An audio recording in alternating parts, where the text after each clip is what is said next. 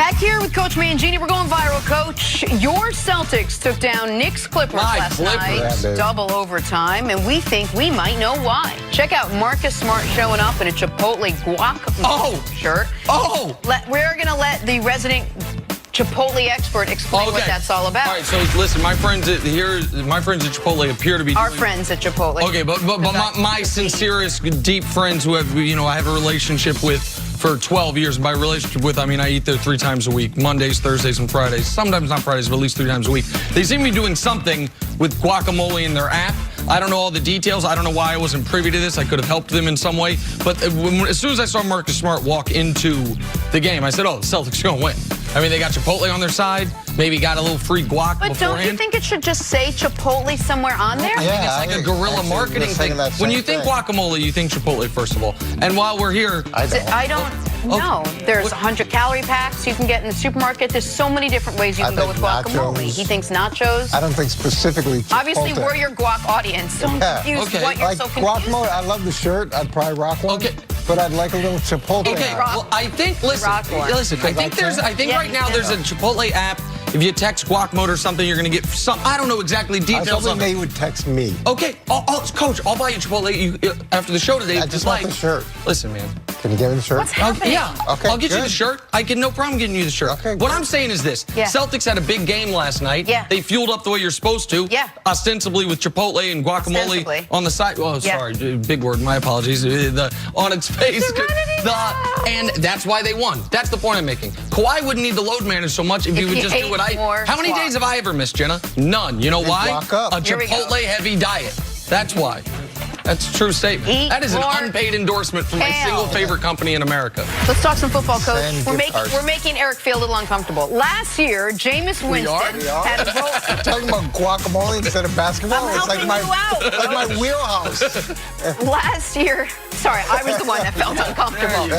Last year, Jameis Winston had a roller coaster of a season. First quarterback in NFL history to throw for 30 touchdowns and 30 interceptions. It is a great feat and a terrible feat, all wrapped into one.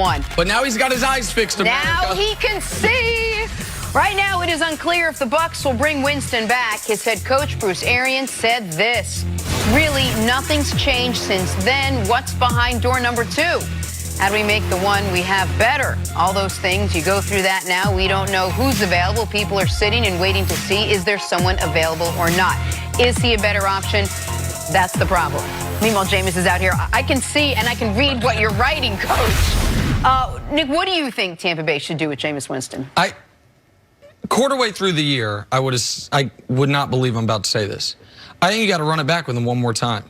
I think that he has shown throughout his whole football career, a great Jameis Winston game is as good as just about anybody.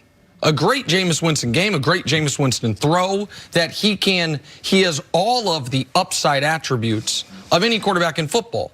Now, 5 years in, it's not great. We're still talking about the upside attributes.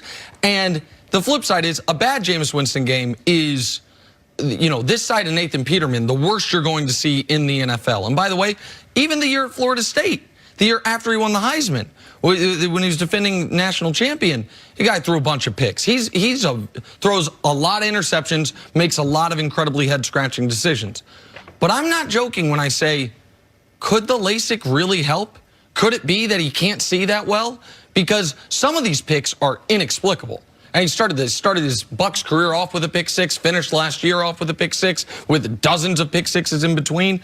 So I think because he has A-level talent, franchise him, give him one last chance, even though that's what I thought this past year was, and see what he can do, because dude threw for 5,000 yards and 33 touchdowns. That's an amazing season if it didn't also come with 30 interceptions, which seems impossible. But I couldn't cut bait on him just yet, especially with those receiving threats they have in Tampa, Coach.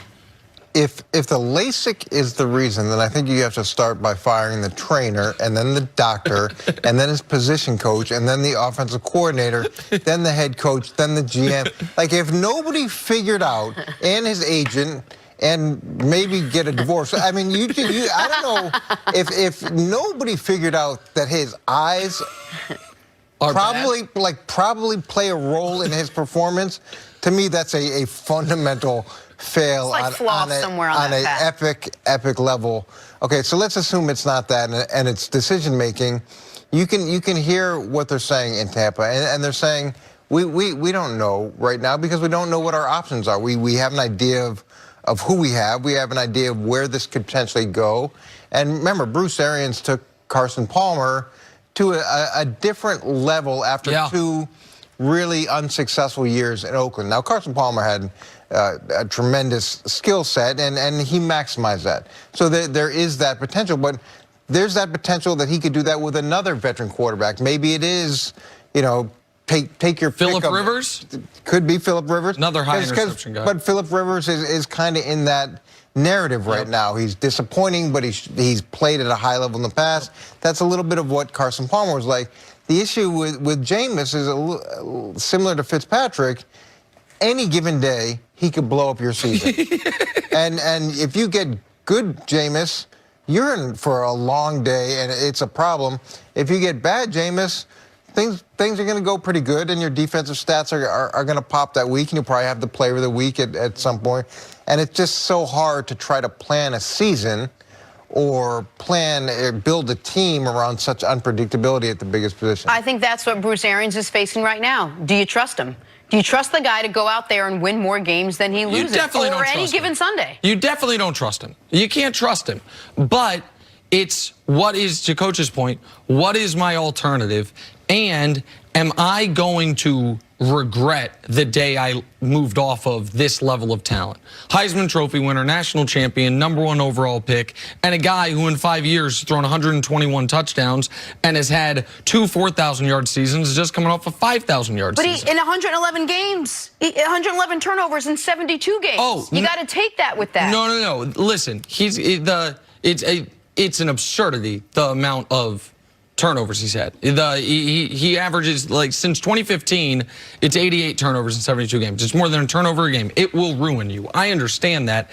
And as we talk about for Bruce Arians, as a defensive coach for Tampa, I can't imagine. I can't imagine what it's like. Like, you got to be. I forgot who they were playing. The game in London, where it was just, I think he had 3 interceptions on their first 3 possessions, but then almost brought them back for the victory. Like, because, he is the most, he's the most entertaining Sunday ticket quarterback in football, because every time red zone, every time you go to red zone, doesn't matter if they have the ball or not. Yep, It's just like always on there. Tampa Bay's on there because somebody's scoring in one direction or the other.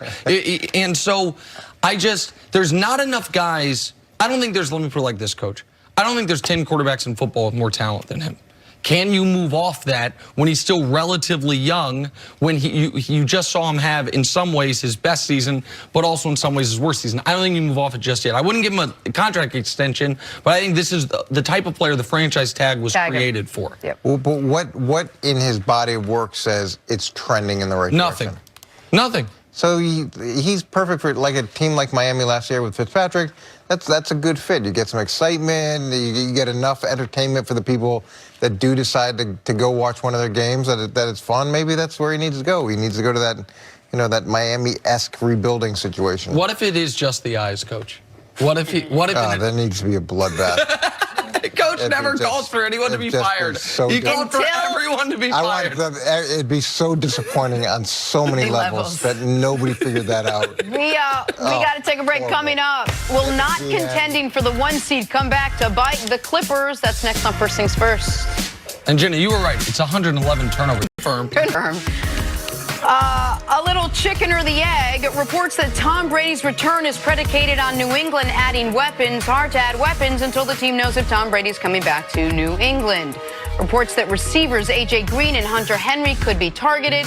Coach, how good can Brady be if those guys actually come to New England? Who puts out these reports? Like, seriously, who puts out these reports? Oh, so you don't buy it? Who's talking to New England? His Bill suddenly opened up the line of communications. Hey, we're looking at Hunter Henry and A.J. Green, but don't tell anybody. Hey, come on, Nick Caserio, is he talking?